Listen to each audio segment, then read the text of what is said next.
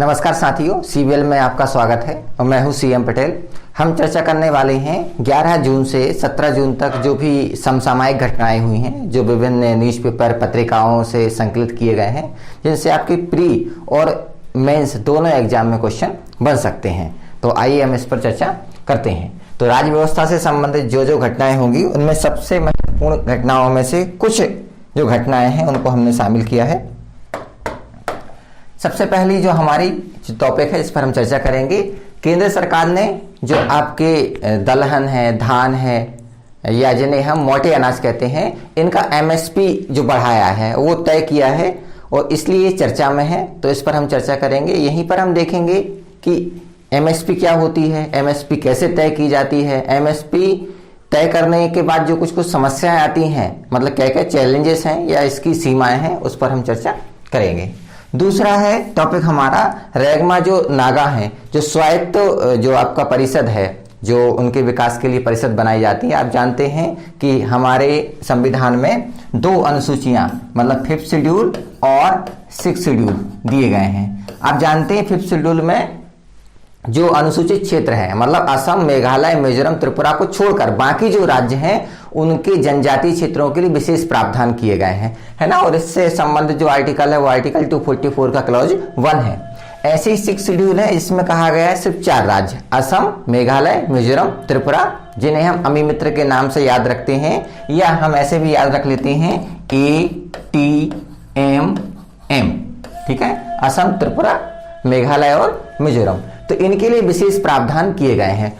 अब क्या होता है कि इन क्षेत्रों में, जैसे किसी जिले में किसी विशेष जनजाति के विकास के लिए परिषद बनाई जाती है, तो ऐसे ही नागाओं के द्वारा एक परिषद की मांग की जा रही है। वो परिषद उस क्षेत्र के लिए, उस जनजाति जो क्षेत्र होता है उसके विकास के लिए वो नीति निर्माण कर सकती है। और जो केंद्र सरकार के कानून होते हैं, राज्य सरकार के कानून होते हैं, उनमें थोड़ा बहुत वो अपनी संस्कृति के अनुसार मॉडिफाई करके उनको लागू करते हैं। तो इस पर हम चर्चा करेंगे, क्या कारण है, क्यों इसकी मांग हो रही है। तीसरा है कृषि मशीकरण, मतलब कृषि में मशीनीकरण को बढ़ावा देने के लिए जो सब मिशन, उप मिशन जो लागू किया है सरकार ने। हालांकि ये 2014-15 की योजना है, लेकिन इसके लिए फंड अभी दिया गया, इसलिए चर्चा में है, इस पर भी हम प्रकाश डालेंगे। और फिर आपका अनलॉफुल प्रिवेंशन एक्टिविटीज जो अधिनियम है, जिसका संबंध हमारे भारतीय संविधान के अनुच्छेद 22 से है। जो गैर कानूनी गतिविधियां होती, जो आतंकवादी गतिविधियां होती हैं, उनसे संबंधित कोई अगर व्यक्ति अपराध करता है तो उसके लिए जो एक्ट बनाया गया है ये चर्चा में है, ठीक है। चलें तो इन टॉपिक्स पर हम चर्चा करते हैं।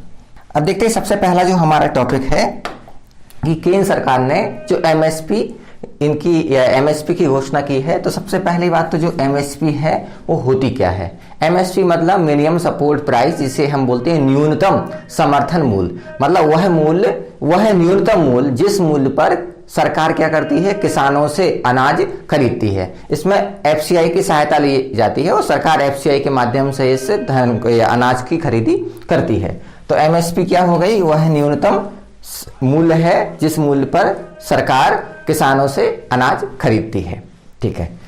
अब ये एमएसपी है वो किसके द्वारा तय की जाती है, वाणिज्य उद्योग मंत्रालय के तहत आर्थिक मामलों की जो मंत्रिमंडलीय समिति है, इसके द्वारा समय समय पर ये तय किया जाता है। और इसमें सलाह किसकी ली जाती है, तो सलाह के लिए कृषि लागत और मूल्य आयोग CACP ये सिफारिश करता है कि हर साल में क्या होता है, प्रत्येक वर्ष 2 बार एमएसपी तय की जाती है, जिसमें समय समय पर ये देखा जाता है कि लागत आजकल क्या आ रही है, कितनी कॉस्ट किसान को लगती है, उस कॉस्ट के, उस लागत के एवज में कितना मूल्य उसको मिलना चाहिए। तो CACP जो है, कृषि लागत और मूल्य आयोग है, ये सिफारिश करता है और इसके द्वारा ये तय किया जाता है कि कितनी एमएसपी होनी चाहिए। तो ये मंत्रिमंडलीय समिति ने ये निर्णय लिया है।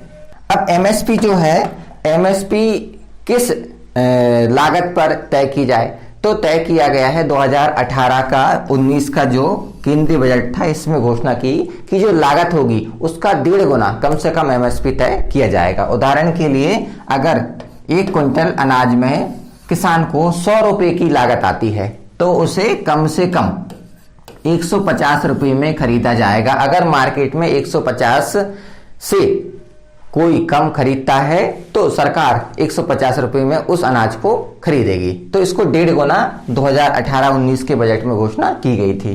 तो आप परिभाषा में क्या लिख सकते हैं, ठीक है ना, एमएसपी वह दर है जिस दर पर सरकार किसानों से फसल खरीदती है और किसानों द्वारा दिए गए उत्पादन लागत के कम से कम 1.5 गुना की गणना पर आधारित होती है ना। सरल शब्दों में कि जो लागत होगी उसके 1.5 गुना जो प्राइस होगी उस पर सरकार इसकी खरीदी करती है।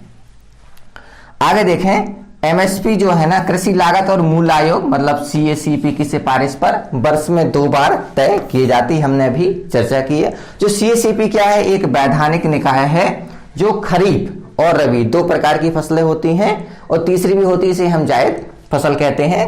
मतलब मेन फसलें खरीफ और जो रबी है, तो खरीफ के लिए अलग तय होता है और रबी के लिए अलग एमएसपी तय होता है। तो साल में 2 बार हर 6-6 महीने में इनका जो मूल्य है वो तय किया जाता है। अब देखते हैं कि जो एमएसपी है या आपका न्यूनतम समर्थन मूल्य है वो तय कैसे होता है। तो देखिए, जब सीएसीपी जो है एमएसपी की सिफारिश करता है तो वो 3 चीजें ध्यान रखता है, A2, FL और आपका C2, इनकी लागतों पर विचार करता है। अब इसमें सबसे पहले देखें A2 क्या होता है। A2 मतलब होता है एक्चुअल कॉस्ट। एक्चुअल कॉस्ट मतलब किसान को जब वो खेती करता है तो बीज की जरूरत होती है, अब बीज खरीदने में पैसा लगेगा, है ना। फर्टिलाइजर उर्वरक खरीदता है, उसमें पैसा लगता है। पेस्टिसाइड जो कीटनाशक हैं वो खरीदता है। जो श्रम है, जो किराए पर या पट्टे पर ली गई कोई भूमि है, कोई ईंधन पर खर्च हुआ है, डीजल पेट्रोल पर खर्च हुआ है ना, सिंचाई आदि पर जो प्रत्यक्ष खर्च है उसको एक्चुअल कास्ट में शामिल करते हैं, ठीक है। दूसरा जो है आपका एक्चुअल कॉस्ट और आपका फैमिली लेबर। एक्चुअल कॉस्ट के साथ क्या होता है कि फैमिली के जो लेबर उसमें या जो श्रमिक शामिल होते हैं, जैसे खेती करने के लिए जब किसान जाता है तो फैमिली के जितने मेंबर होते हैं वो उसमें सहायता करते हैं, उसको कास्ट में शामिल नहीं करते क्योंकि घर से उन्हें कोई पारिश्रमिक या दैनिक वेतन नहीं दिया जाएगा। लेकिन अगर वो व्यक्ति जो घर के मेंबर हैं वो घर में काम ना कर कर किसी दूसरे के यहाँ काम करते तो उनको एक निश्चित वेतन या पर डे के हिसाब से पैसा मिलता, तो वो भी क्या है, एक प्रकार की कॉस्ट है या जो आपका पैसा है, तो इसे इसमें शामिल करते हैं। तो एक्चुअल कॉस्ट और फैमिली लेबर, इसको दोनों को शामिल किया जाता है। तीसरा है जिसे C2 क्या है, एक व्यापक अवधारणा है। व्यापक अवधारणा है, इसमें क्या शामिल होता है कि जब कोई किसान खेती करता है तो खेती में अब वो ट्रैक्टर का यूज करेगा, यंत्र का यूज करेगा, उसकी संपत्ति का यूज करेगा, चल अचल संपत्ति। मान लीजिए अब उसने ट्रैक्टर खरीदा, अब ट्रैक्टर खरीदने में वो पैसा या ब्याज पे लेगा या उसने कैश खरीदेगा, उस पैसे का उसे ब्याज मिलता, तो वो भी तो एक प्रकार की क्या है, कॉस्ट है। अगर वो खुद खेती ना करता और उस जमीन को वो किराए पर देता तो उसको वो पैसा मिलता। इन संपत्तियों को भी इसमें शामिल किया जाता है कि अगर वो इन चीजों का खुद यूज नहीं करता, किराए पर देता, तब भी उसे पैसा मिलता। तो 3 प्रकार की ये कॉस्ट होती है, तो इन पर विचार किया जाता है। लेकिन जो एमएसपी तय होती है ना, वो सिर्फ क्या है, A2 और FL पर तय होती है, C2 को ध्यान नहीं रखा जाता है। स्वामीनाथन जो कमेटी थी 2004 में जो गठित हुई थी, इसने कहा था इसके आधार पर ही क्या होना चाहिए, एमएसपी तय होना चाहिए। इसलिए आप समय समय पर देखते होंगे ना, जो कृषक आंदोलन है, किसानों के द्वारा समय समय पर मांग होती है कि स्वामीनाथन आयोग की जो सिफारिशें उनको लागू किया जाए और जो उन्होंने सिफारिश की थी उस आधार पर एमएसपी तय की जाए, ठीक है। चलते आगे, तो थोड़ा ये अंतर देखता है कि सरकार जो एमएसपी दे रही है और किसानों के द्वारा जो मांग की जाती है या स्वामीनाथन जो आयोग है, समिति है, उसके द्वारा जो रिकमेंड की गई थी, सिफारिश की गई थी, उसमें थोड़ा बेसिक अंतर हमें देखने को मिलता है। क्योंकि इसके आधार पर मतलब C2 के आधार पर अगर एमएसपी तय होगी तो एमएसपी का दाम बढ़ जाएगा, ठीक है। इसी की मांग बार बार किसानों के द्वारा की जाती है। चले आगे चलते हैं। अब देखें कि जो एमएसपी है इसकी सीमाएं क्या है। सबसे पहली सीमा है कि सिर्फ गेहूं चावल की ही ज़्यादा खरीदी होती है, बाकी जो फसल है उस पर उतना ध्यान नहीं दिया जाता। अब इसमें क्या होता है कि जब सरकार गेहूं चावल पर ज़्यादा ध्यान देती है तो ऐसी जगह जहां पर गेहूं चावल का उत्पादन कम होता है या वहां की मिट्टी उपयुक्त नहीं है, फिर भी किसान क्या है गेहूं चावल को तवज्जो देता है, क्योंकि उसे एमएसपी की गारंटी है। तो ये एक इसकी सीमा है। दूसरी सीमा है, ऐसे राज्य हैं जहां खरीदी ज्यादा की जाती है एमएसपी पर, तो वहां के किसानों को फायदा होता है। लेकिन ऐसे कुछ राज्य हैं जो पिछड़े हैं या जो कम खरीदी करते हैं, तो वहां के किसानों को इसका नुकसान होता है। और तीसरी समस्या ये है कि इसमें भी क्या है, बिचौलियों का बोलबाला है। इसमें कमीशन एजेंट हैं, बिचौली हैं, ठीक है ना, या कुछ जो अधिकारी हैं, उन पर निर्भर करता है कि एमएसपी पर किसानों का जो है माल है, अनाज है, वो बिकेगा या नहीं बिकेगा। तो इसकी सीमा के रूप में हम इसे देखते हैं। अब नेक्स्ट टॉपिक है वो है कि जो रेगमा नागा लोग हैं वो स्वायत्त जिला परिषद की मांग कर रहे हैं, है ना। अब हम देखें कि जो 5th शेड्यूल है और 6th शेड्यूल में असम, त्रिपुरा, मेघालय और मिजोरम 4 जो राज्य हैं, इनके जनजातीय क्षेत्रों के विशेष प्रावधान किए गए हैं। इनके विकास के लिए केंद्र सरकार मतलब राष्ट्रपति और राज्यपाल विशेष प्रावधान कर सकते हैं। अब इसमें हम जानते हैं कि जनजातीय जो परिषद है, एक काउंसिल बनाई जाती है जिसमें 30 मेंबर होते हैं, और 30 में क्या होगा, 26 मेंबर का चुनाव होता है और 4 मेंबर जो होते हैं वो राज्यपाल के द्वारा मनोनीत होते हैं। ये जो 30 मेंबर हैं, जो चुने हुए मेंबर और मनोनीत मेंबर हैं, वो जिस जिले के लिए परिषद बनाई गई है उसके विकास की योजना तय करते हैं। वहां में जैसे साहूकारी करने के जो नियम हैं वो क्या होंगे, वहां विवाह के नियम क्या होंगे, पट्टे के नियम क्या होंगे, कृषि संबंधित नियम क्या होंगे, तो इनको विशेष अधिकार होते हैं। उनकी संस्कृति को ध्यान में रखकर ये कार्य करते हैं। तो ऐसे ही नागाओं के द्वारा क्या है, स्वायत्त जिला परिषद की मांग की जा रही है। क्यों की जा रही, इस पर हम चर्चा करते हैं आगे वाली स्लाइड में।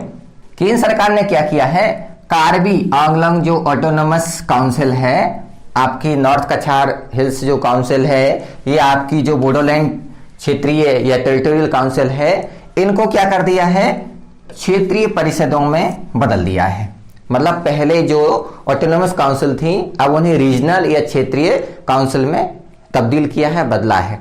अब इससे फर्क क्या पड़ेगा, जो ऑटोनोमस काउंसिल है ना, इनसे इनकी जो स्वायत्ता है वो बढ़ जाएगी। मतलब ऑटोनोमस काउंसिल से जब क्षेत्रीय परिषद में ये बदलती हैं तो क्षेत्रीय परिषदों को ज्यादा ऑटोनोमस मिलती है, मतलब ज्यादा स्वायत्ता होती है। स्वायत्ता का मतलब होता अपने निर्णय लेने की उनको ज्यादा शक्ति होती है। अब इससे इन्हें क्या है, स्वायत्ता मिलेगी तो फंड भी ज्यादा मिलेगा, मतलब सरकार के द्वारा ग्रांट मिलेगा जिसका वो अपने क्षेत्र में विकास के लिए यूज कर सकते हैं।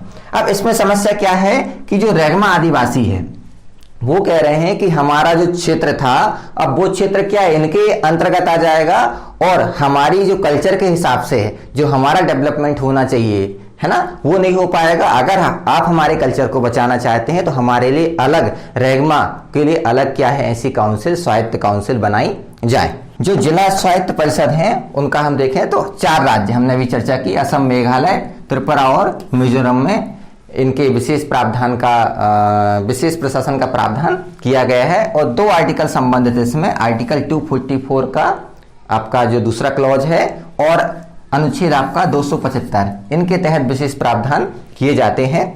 आदिवासियों के लिए स्वायत्त क्षेत्रीय परिषद, है ना, और स्वायत्त ऑटोनोमस जो आपकी जिला परिषद होती हैं, उनके माध्यम से इन्हें विधायी, कार्यपालिकी मतलब विधायकी शक्तियों का, सरकार की शक्तियों का प्रयोग करने की स्वतंत्रता दी गई है।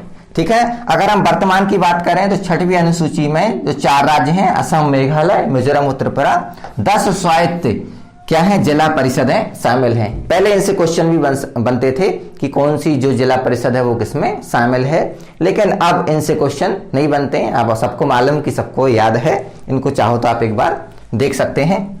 जो स्वायत्त परिषद है इनकी संरचना हम देखें, है ना। हालांकि मैंने आपको बताया था कि इसमें कितने 30 से अधिक मेंबर नहीं होते हैं। हालांकि जो बोडोलैंड जो परिषद है ना, इसमें 46 मेंबर हैं, जो कि एक्सेप्शन है, अपवाद है। नॉर्मली आप देखें 30 मेंबर होते हैं और 30 में भी क्या है कि 26 जो होंगे वो निर्वाचित होंगे और 4 मेंबर क्या होंगे, राज्यपाल के द्वारा मनोनीत होते हैं। कार्यकाल 5 वर्ष होता है, 5 वर्ष तक ये अपने पद पर बने रहते हैं और उस क्षेत्र, उस जिले के विकास के लिए कार्य करते हैं। अब आगे देखते हैं कि इन स्वायत्त जो जिला परिषद हैं या एडवाइजरी जो काउंसिल है, सलाहकारी परिषद हैं, उन पर राज्यपाल का क्या नियंत्रण होता है, क्या उनका अधिकार होता है? तो बिल्कुल होता है।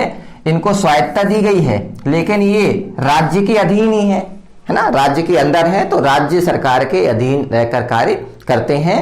हालांकि इसमें कुछ प्रावधान ऐसे किए गए हैं कि बिना राज्यपाल या राष्ट्रपति की अनुमति के बिना राज्य सरकार का, केंद्र सरकार का नियम यहाँ लागू नहीं होता है तो थोड़ा मॉडिफाई करना पड़ता है। तो राष्ट्रपति और राज्यपाल की अनुमति यहाँ पर लेनी पड़ती है और राज्यपाल को पावर है कि वो नया जिला बना सकता है, उस जिले को पुनर्गठित भी कर सकता है, रीऑर्गेनाइज कर सकता है। तो राज्यपाल को यहाँ पर पावर दी गई है, ठीक है ना। आप जानते हैं वैसे कि जो 4 राज्य हैं, असम, मेघालय, मिजोरम और त्रिपुरा, इन 4 राज्यों में, है ना, कभी ऐसा पूछें आपसे ना तो आपको मालूम होगा कि 5वीं और 6वीं अनुसूची में दोनों में राज्यपाल को ज्यादा पावर दी गई है ना। लेकिन कभी ऐसा पूछें कि सबसे ज्यादा पावर किस में है, 5वीं अनुसूची में कि 6वीं अनुसूची में?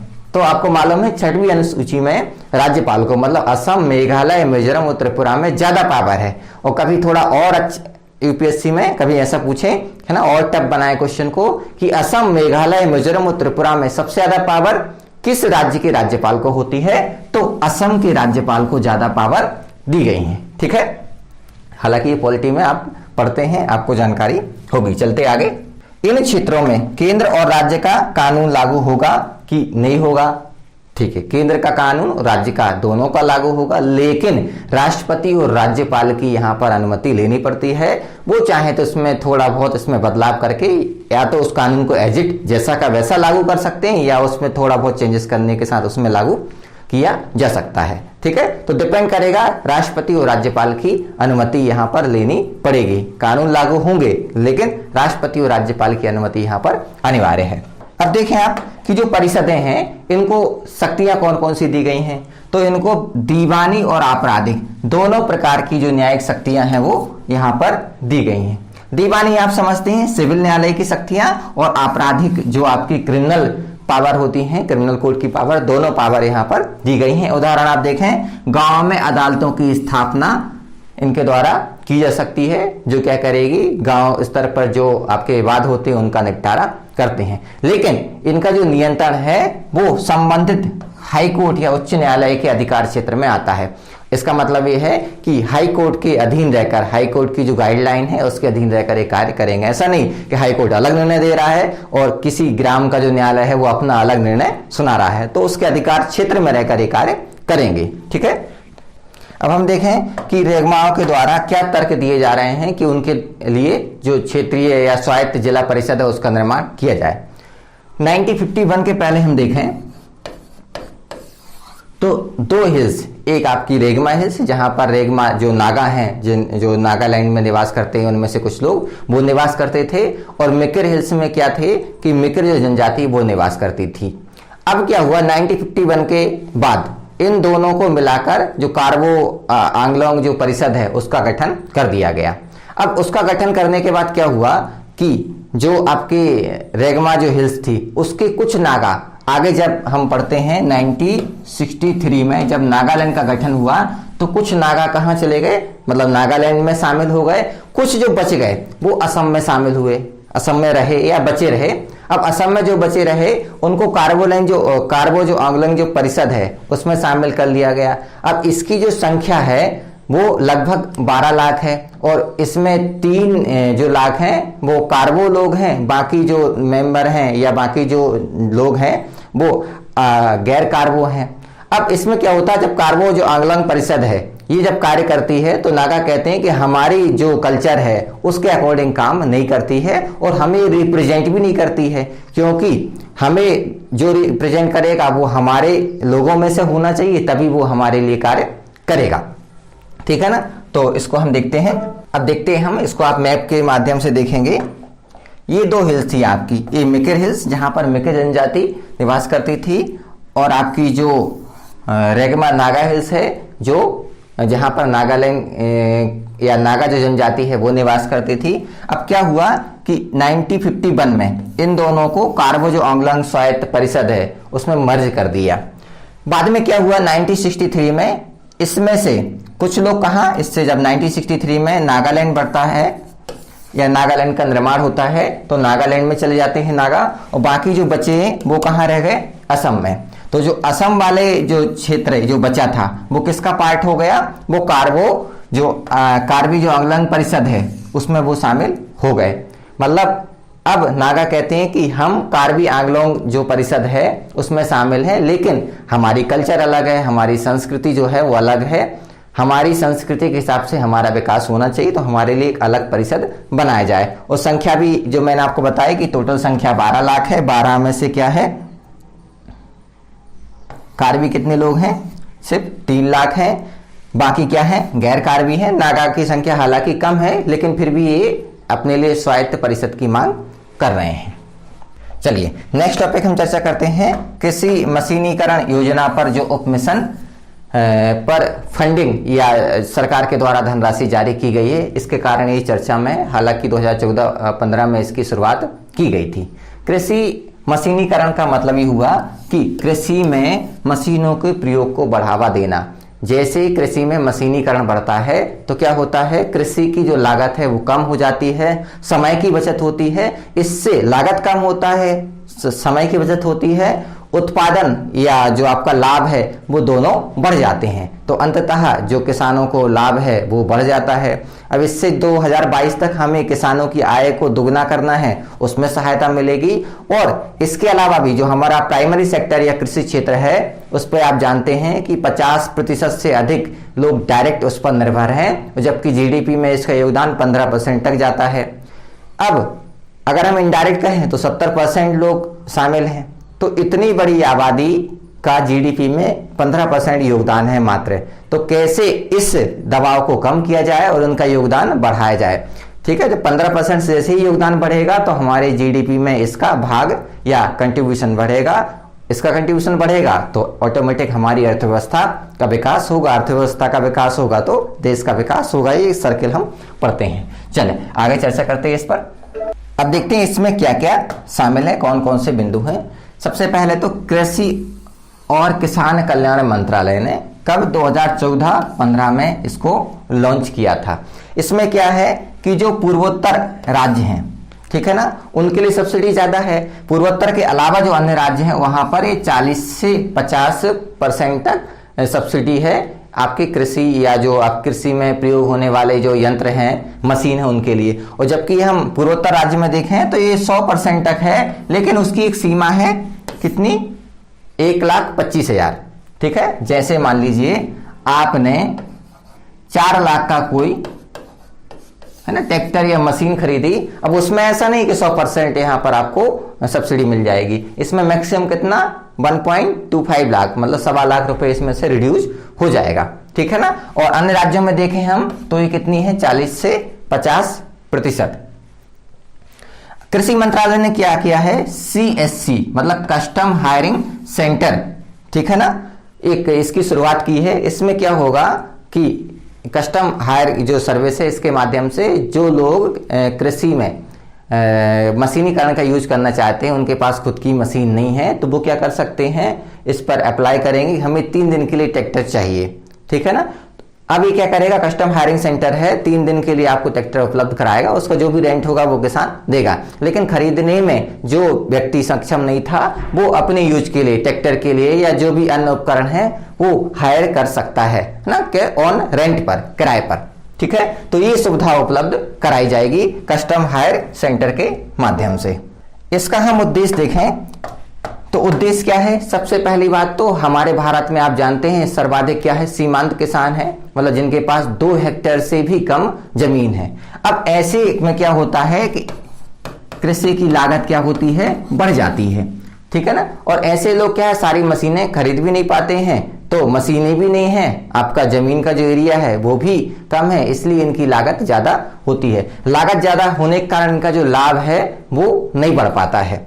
तो ये कस्टम हायर जो सेंटर है ना, इसके माध्यम से क्या होगा, इन्हें मशीन के यूज करने में आसानी होगी। मतलब 2 दिन के लिए, 2 घंटे के लिए हमें मशीन चाहिए तो मशीन वो रेंट पर ले सकते हैं। ठीक है, तो दोनों में ये फायदा करेगा। कैसा कि जमीन कम है तो उसमें लागत में कमी आएगी, लागत में कमी आएगी तो उत्पादन या जो लाभ है वो बढ़ेगा, तो अंततः इनका डेवलपमेंट होगा, ये इसका उद्देश्य है। आगे हम देखते हैं कि भारत में मशीनीकरण का जो स्तर है वो कितना है।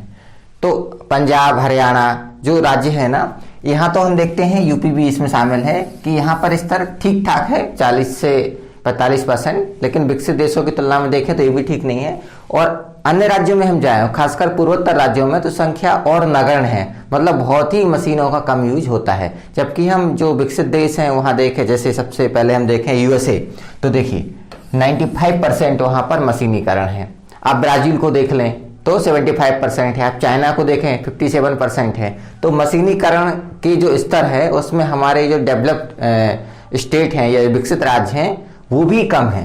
तो अब मशीनीकरण का यूज कम होगा तो हमें क्या होता है, लागत ज्यादा आती है, समय ज्यादा लगता है, और जो लाभ होता है, मुनाफा होता है, वो कम होता है।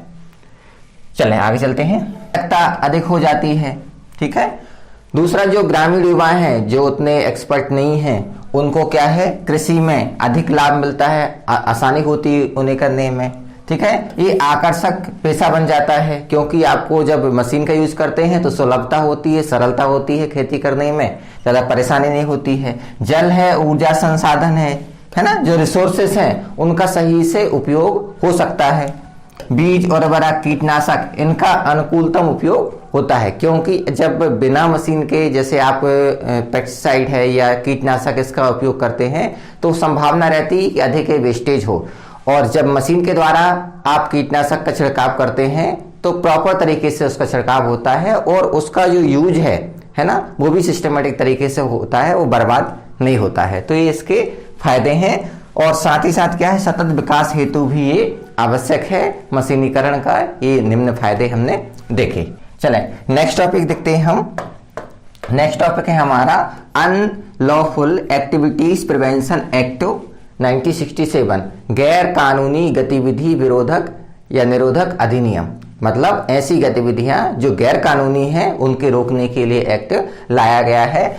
और हम जानते हैं कि इसका संबंध हमारे आर्टिकल 22 से माना जाता है, क्योंकि 22 नागरिकों को या भारतीय लोगों को कुछ संरक्षण देता है गिरफ्तारी से। जैसे बिना वारंट के गिरफ्तार नहीं किया जाएगा, 24 घंटे के अंदर उसे सक्षम न्यायालय में पेश किया जाएगा, उसे अपनी सलाह किसी वकील से लेने की आज़ादी होगी। लेकिन जब कोई व्यक्ति आतंकवादी गतिविधियां करते हैं तो उन पर ये लागू नहीं होता, उनके लिए एक्सेप्शन है, उनके लिए संसद कानून बना सकती है, संसद ने ये कानून बनाया है। अब ये चर्चा में क्यों है, क्योंकि जो दिल्ली में कुछ व्यक्तियों के द्वारा जो नागरिकता संशोधन अधिनियम है उसका विरोध किया और उन्हें गिरफ्तार कर लिया इस एक्ट के तहत। अब ये मुद्दा आया कि जो उन्होंने जो गतिविधियां की या उन्होंने जो विरोध किया, क्या वो इस एक्ट के अंतर्गत आना चाहिए, कि वो सामान्य अपराध है, कि वो आपका ये दंडात्मक जो अपराध है इसके तहत आतंकवादी गतिविधियों में आता है या नहीं। तो उसी पर हम चर्चा कर रहे हैं। तो जो दिल्ली का हाई कोर्ट है, इसने गैर कानूनी गतिविधि रोकथाम अधिनियम 1967 के मामले में जो छात्र थे जिन्होंने इसका विरोध किया था, व्यक्तियों ने, उनको क्या कर दी, जमानत दे दी है। ठीक है ना। साथ में कहा है कि इस अधिनियम की धारा जो 15 है, जो इसकी सीमा की परिभाषा देती है, कहाँ किस पर ये लागू होगा, है ना, उसको पुनः परिभाषित किया है कि कौन कौन से मामले इसमें आने चाहिए, कौन कौन से नहीं आने चाहिए। अब देखिए, इसमें 3 जो धाराएं हैं वो महत्वपूर्ण है, 15, 17, 18। सबसे पहले हम देखते हैं कि जो धारा 15 है वो क्या करती, आतंकवादी जो कार्य हैं, कृत्य हैं, उनको परिभाषित करती है, और इसके लिए वो 5 वर्ष से लेकर आजीवन कारावास तक का दंड का प्रावधान करती है। अगर आपके द्वारा कोई ऐसी आतंकवादी गतिविधियां की गई है जिससे किसी की मृत्यु हो जाती है तो आपको क्या है, आजीवन कारावास या मृत्यु की सजा मिल सकती है। धारा 17 है, आतंकवादी कृत्य के लिए धन जुटाने के संबंध में प्रावधान करती है कि अगर आप धन एकत्रित करके आतंकवादी गतिविधियों में उसका उपयोग करते हैं या आतंकवादी गतिविधियों के उपयोग के लिए आप धन जुटाते हैं तो उसके लिए दंड का प्रावधान किया गया है। धारा जो 18 है वो आतंकवादी कार्य करने के लिए जो षड्यंत्र रचे जाते हैं, है ना, भले ही आपने कोई कार्य नहीं किया लेकिन आप उस षड्यंत्र में शामिल थे जिससे आतंकवादी गतिविधियां संपन्न हुई, तो उसके लिए आपको दंड दिया जाएगा। तो ये 3 धाराएं हैं। अब हाई कोर्ट ने कहा क्या है? हाई कोर्ट ने कहा है कि जो सामान्य दंडात्मक अपराध हैं, मतलब सामान्य अपराध किए उनके लिए दंड का प्रावधान है, उन्हें आतंकवादी गतिविधियों में शामिल नहीं किया जा सकता, क्योंकि आतंकवादी जो गतिविधि है उसकी सीमा सामान्य अपराध से अलग होनी चाहिए, उसका प्रभाव अलग होना चाहिए। मतलब जो आपने नॉर्मल अपराध किया है वो अलग होगा, उसके लिए दंड हमारे अलग अलग कानूनों में वर्णित है। और अगर कोई आतंकवादी गतिविधि करता है तो उसके लिए इस एक्ट का प्रयोग किया जाना चाहिए। मतलब दोनों में के बीच एक सीमा रेखा होनी चाहिए, कौन से कार्य आतंकवादी गतिविधियों में आएंगे, कौन से नहीं आएंगे। इसमें केवल कानून व्यवस्था, सार्वजनिक व्यवस्था में अशांति पैदा करने संबंधी गतिविधियों को शामिल नहीं किया जाना चाहिए। समझे ना, सिर्फ इनको ही शामिल नहीं किया जाना चाहिए। इसके अंतर्गत आतंकवाद की परिभाषा में उन गतिविधियों को शामिल किया जाना चाहिए जिनसे निपटने के लिए सामान्य एजेंसियां या कानून सक्षम नहीं है। मतलब कौन से कानून इसमें शामिल है या कौन से अपराध इसमें शामिल किए जाएं जिसमें देश की एकता, अखंडता, संप्रभुता को खतरा होता है, हिंसात्मक गतिविधि बढ़ती है, ठीक है ना, वो भी देश के विरुद्ध में। सामान्य जो आपके अपराध हैं उन्हें इसमें शामिल नहीं किया जाना चाहिए। आजकल क्या है कि कोई भी कृत्य को आप क्या ऐसा नहीं कर सकते हैं कि इसको आतंकवादी गतिविधि में शामिल करें। आतंकवादी गतिविधि, क्योंकि दिक्कतें होती है कि भले ही आपने आतंकवादी गतिविधि नहीं की है लेकिन एक बार आपके ऊपर एक चार्ज लग गया तो ताउम्र आपके ऊपर एक कलंक स्थापित हो जाता है कि आप आतंकवादी गतिविधियों में शामिल हुए थे, ठीक है। तो इसका विशेष ध्यान रखना चाहिए कि कौन से कार्य आतंकवादी गतिविधियों में होने चाहिए, कौन से नहीं होने चाहिए। आपको भारतीय संविधान क्या है, विरोध करने का अधिकार देता है, और आप अगर किसी का, सरकार का विरोध करते हैं और आपको आतंकवादी गतिविधियों में शामिल कर लिया जाता है या मान लिया जाता है कि आप आतंकवादी गतिविधि या अशांति फैला रहे हैं, तो फिर ये क्या है, लोकतंत्र के उसमें नहीं आता है, ये लोकतंत्र के खिलाफ माना जाता है। यही लोकतंत्र की खूबसूरती है कि हम सरकार का विरोध कर सकते हैं। साथ ही हाई कोर्ट ने कहा है कि देश के जो विभिन्न कोर्ट हैं ना, उच्च न्यायालय हैं, उन्हें भी इस बात का ध्यान रखना चाहिए कि जब वो गैर कानूनी गतिविधि अधिनियम धारा जो 15 है उसको परिभाषित करें तो हमेशा ध्यान रखें कि कौन से कानून इसमें शामिल होंगे, कौन से नहीं होंगे, है ना, कौन से आपके सामान्य कानून होंगे और कौन से आपके आतंकवादी जो गतिविधि हैं उसके अंतर्गत दंडनीय कानून होंगे, ठीक है। चले, अच्छा, इसमें साथ में ये बात भी ध्यान रखेंगे कि जब किसी व्यक्ति ने कोई कार्य किया तो न्यायालय इसकी व्याख्या करेगा कि ये आतंकवादी गतिविधियों में आता है, ठीक है। जैसे मान लीजिए इन छात्रों को गिरफ्तार किया गया है, अब कोर्ट बोल देता है कि ये आतंकवादी गतिविधियों में नहीं आते हैं, तो जनता को मैसेज जाएगा, एक क्लियर होगा कि हाँ ये आतंकवादी गतिविधियां हैं और ये सामान्य कानून के खिलाफ गतिविधियां हैं, ये हमारा मौलिक अधिकार है और ये हमारे अधिकारों से ऊपर है, यहाँ हम अपने अधिकारों का प्रयोग नहीं कर सकते, मतलब यहाँ आलोचना कर सकते हैं, यहाँ नहीं कर सकते। तो एक स्पष्ट सीमा रेखा होना चाहिए। अब हम बात करते हैं कि गैर कानूनी जो गतिविधियां अधिनियम है या यूपीए है, इसका उद्देश्य क्या है। इसका उद्देश्य ये था कि जो आतंकवादी गतिविधियां इनको सीमित करना, है ना, देश की एकता अखंडता सुनिश्चित करना या ऐसे कृत्य जो देश की एकता अखंडता को बाधित करते हैं उन मामलों से निपटना या उन पर अंकुश लगाना। इसका जो उद्देश्य कभी ये नहीं रहा होगा कि जो सामान्य अपराध हैं, है ना, उनको रोकना, ठीक है, चाहे वो कितने गंभीर हो, असाधारण हो या जघन्य हो, क्योंकि इनके लिए अलग से कानून बनाए गए हैं। तो सामान्य कानूनों को रोकने का कभी इसका इरादा नहीं रहा है। तो इसका मतलब है इसका प्रयोग सिर्फ आतंकवादी जो गतिविधियां हैं उन्हीं कृत्यों में, उन्हीं अपराधों में किया जाना चाहिए। अब हम देखते हैं कि विरोध करने का अधिकार। तो देखिए, चाहे संसदीय कार्य हो, चाहे सरकार के कार्य हो, है ना, हमें विरोध करने का अधिकार है। हालांकि हमसे उम्मीद की जाती है कि हम अहिंसक तरीके से विरोध करें, लेकिन कई बार क्या होता है कि इसमें हिंसात्मक गतिविधियां भी शामिल हो जाती हैं, ठीक है, जो क्या करती हैं, कानून की सीमा को आघात पहुंचाती हैं। लेकिन ये सब क्या है, असामान्य घटना नहीं है, ठीक है, एक सामान्य घटना है, ऐसा होता है। और हमारा जो आर्टिकल 19 है ये भी क्या करता है, आपको प्रदर्शन करने का, बोलने का, अभिव्यक्त करने का, सरकार की या संसदीय जो है उसकी आलोचना करने का अधिकार देता है। अब दिक्कत क्या हो रही, जब ऐसे कार्य होंगे तो जो आर्टिकल 19 है ना, और जो आतंकवादी गतिविधि हैं, इनके बीच जो स्पष्ट सीमा रेखा है ना, वो धुंधली दिखाई दे रही है। मतलब क्लियर नहीं कर पा रहे हैं कौन सा हमारा अधिकार है, कौन से हम आलोचना कर सकते हैं, कौन से नहीं कर सकते हैं। अब देखें कि जो हाईकोर्ट के निर्णय है इसका क्या महत्व है। सबसे बड़ा महत्व है कि पहली बार न्यायालय ने जो यूपीए है इसके दुरुपयोग की बात कही है। पहली बार कहा कि इसका दुरुपयोग किया गया है, और कुछ मामले हैं जो आतंकवाद की श्रेणी में नहीं आते, मतलब ये जो मामला है वो इसके अंतर्गत नहीं आता है। पहली बार कोर्ट ने स्पष्ट कहा है। तो इससे अब क्या है, सीख मिलेगी कि जो पुलिस है ना, पुलिस या सरकार है, वो जब भी गिरफ्तार करेगी तो जब दंड दिया जाएगा या कानून कार्यवाही की जाएगी तो वो ध्यान रखेंगे कि हाँ सामान्य कानून के तहत कार्यवाही की जाए या यूपीए के तहत कार्यवाही की जाए, क्योंकि न्यायालय ने स्पष्ट यहां पर कहा कि ये जो वाला मामला है वो आतंकवाद की श्रेणी में नहीं आता है। दूसरी बात देखें हम कि संसद और गृह मंत्रालय ने जो आंकड़े दिए हैं, ठीक है, यूएपीए के तहत 2019 में कुल मामले 1126 दर्ज किए गए हैं, और पहले देखें हम 2015 में तो इनकी संख्या मात्र 897, मतलब इनके मामलों की संख्या में बढ़ोतरी हुई है। चले अब गैर कानूनी जो गतिविधि निरोधक अधिनियम है 1967, इसका उद्देश्य क्या है कि भारत में गैर कानूनी गतिविधि जो अपराध हैं या गैर कानूनी गतिविधियां हैं उनकी रोकथाम करना या रोकथाम को सुनिश्चित करना। दूसरा है ऐसी गतिविधियों को रोकना जो देश की एकता, अखंडता या संप्रभुता को बाधित करती हैं, ठीक है, या ऐसी कोई भी कार्यवाही जो इसको बाधित करती है उसको रोकना। हालांकि केंद्र सरकार को पूर्ण शक्ति दी गई है कि जिसके माध्यम से यदि वो चाहे तो किसी गतिविधि को गैर कानूनी गतिविधि मान सकती है, आधिकारिक रूप से इसकी घोषणा कर सकती है और उसे अपराध की श्रेणी में वो ला सकती है। इसके हम क्लॉज में देखें और आगे, तो ये अधिनियम है भारतीयों पर भी लागू होता है, गैर भारतीयों पर भी लागू होता है, मतलब दोनों पर ही एक समान रूप से लागू होता है। साथ में वो अपराध चाहे भारत की भूमि पर किया गया हो चाहे भारत के बाहर मतलब विदेशी भूमि पर किया गया हो, ये एक्ट उन पर लागू होता है।